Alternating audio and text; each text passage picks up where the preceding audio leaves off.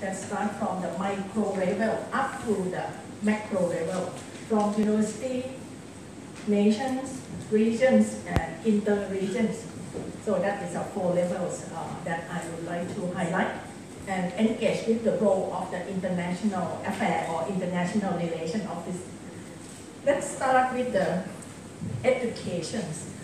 I think that no one doubt that education is a key mechanism for human resource development, even though from the basic up to the higher education, all the process of education or mechanism of education is provided as the foundations of for the national and regional developments.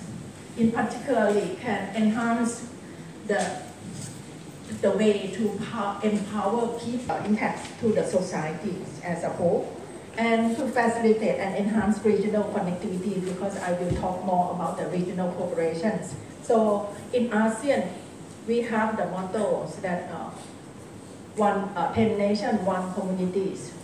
And also, according to the ASEAN leaders, it's already highlight the people-to-people strategies, which is this education can bring people to be together peacefully and prosperously.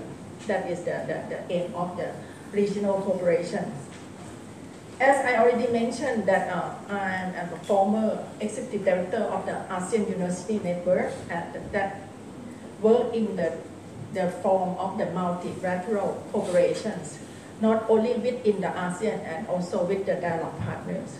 So let's start with the micro level, which is university itself. I put the question, why do the university or even the program need to change? You can see that nowadays there are a lot of pressures that we can count as the internal force. And in the internal force, in the university, each university have to serve the culture. You have your own culture. The university have your own vision, missions, as well as the new development of the university, such as to become the autonomous university.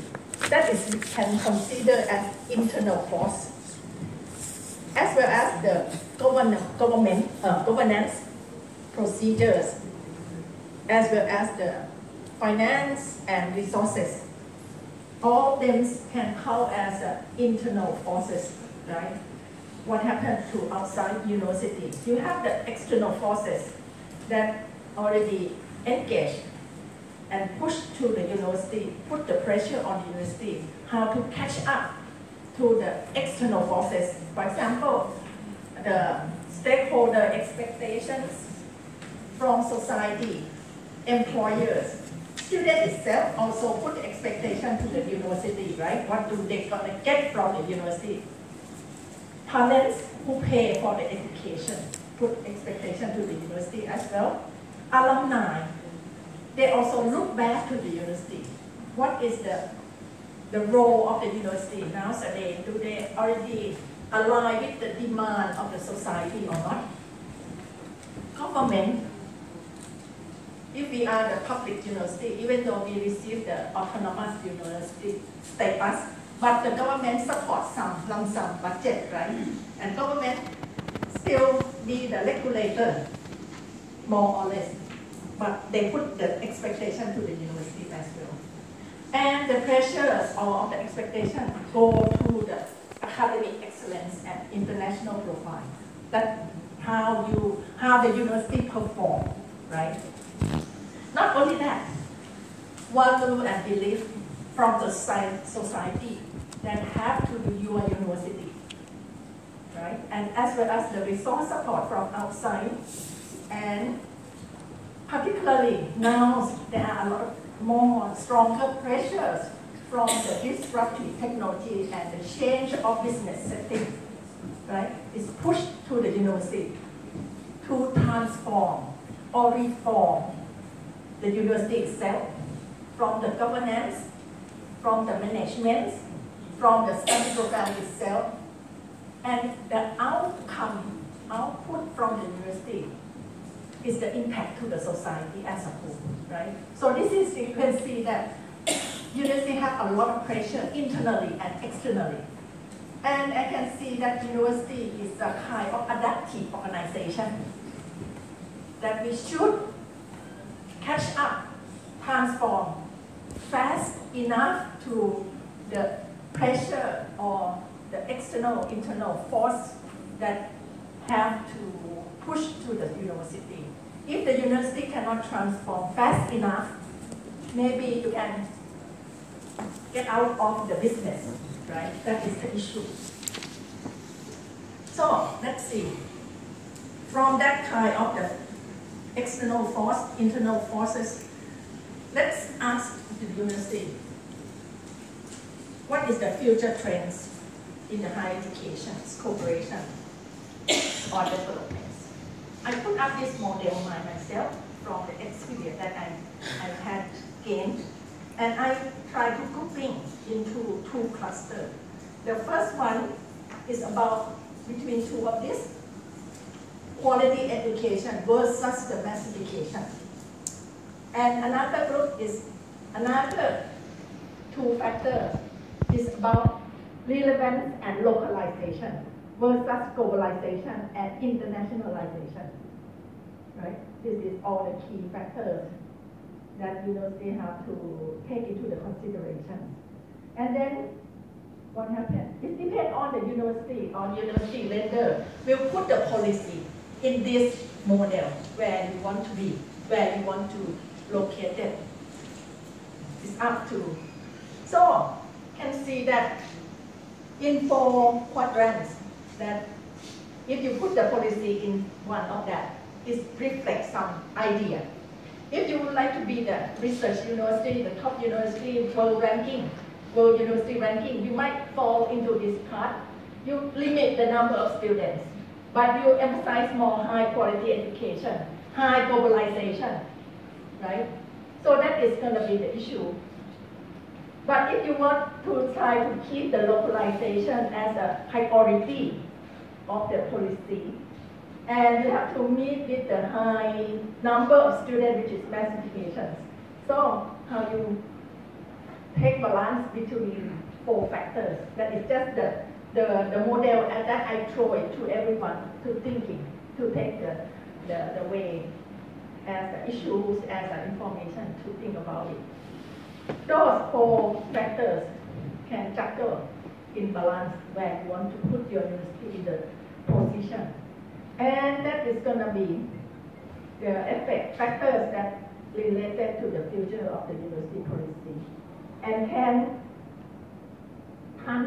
translate to the international affair or international relations policy, right? Because the international affair have to respond and align with the university policy.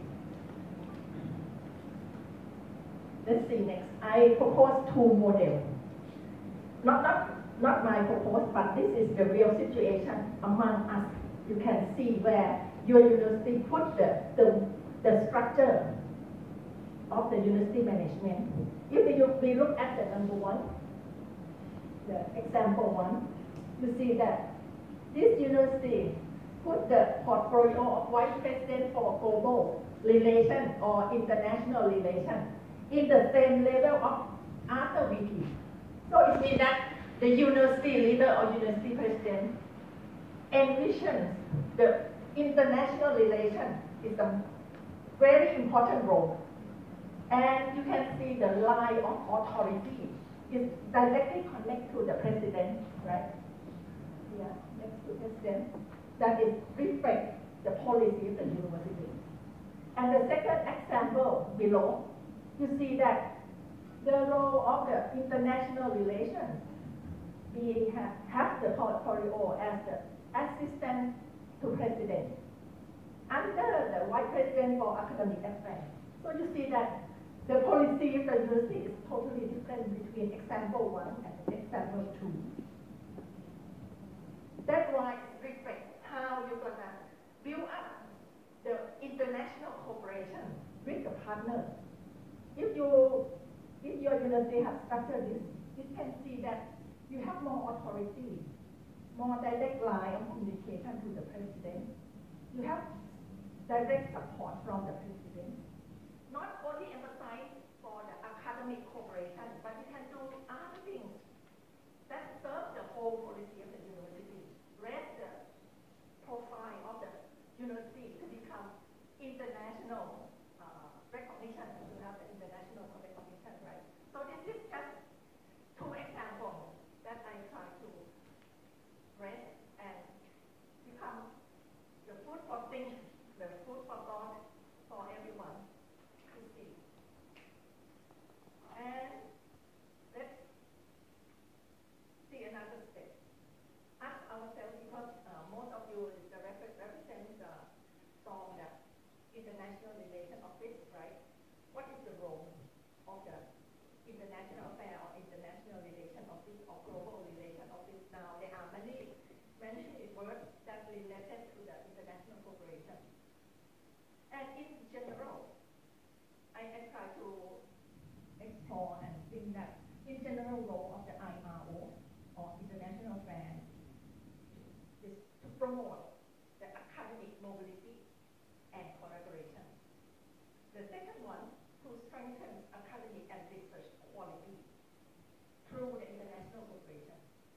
And to raise the internationalization recognition. And I do think there are other things, other role and responsibility for IRO as well. So what is going to be? What else will it be more than this? If you would like to be the world-class university, the role of international relations or global relations or whatever that we call international affairs must be very, very important, because you are the ambassador of the university. You have to go out to talk with the people, to get the relationship, to get the collaboration with other partners around the world, right? So let's think about it. And if you target to become the world university in the world university ranking, keep the rank up every year according to QS or Time Higher Education System or Shanghai Zhotong ranking, whatever system that's already available around the world. So you have to think out of three roles. So, and I think further, another step further up that role and responsibility, and how about KPI? How the university leader look at the international affairs in terms of KPI.